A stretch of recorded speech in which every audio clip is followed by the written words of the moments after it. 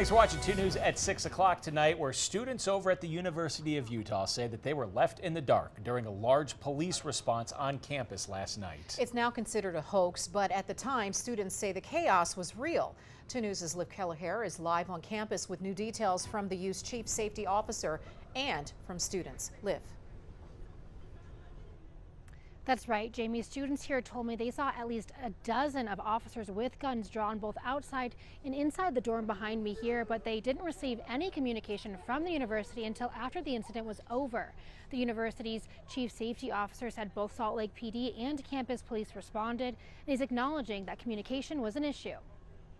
When you have police coming in with a bunch of guns and weapons, there's definitely a possibility for something dangerous to happen.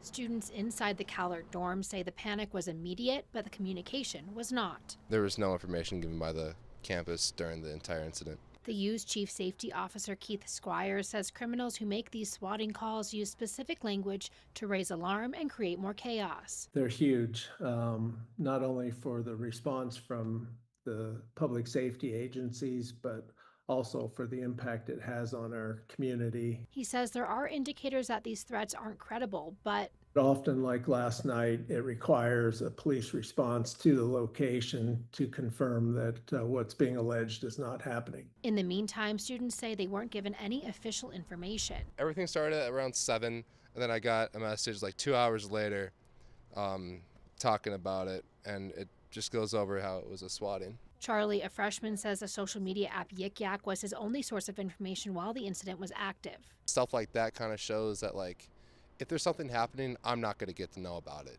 up until after it's done. Squires acknowledges the gap, saying communication is now a top priority. But I do recognize the harm that it creates for parents, for students, for our staff, not knowing what's happening. He says the university is rolling out a new campus safety framework in January, including updates to its alert system.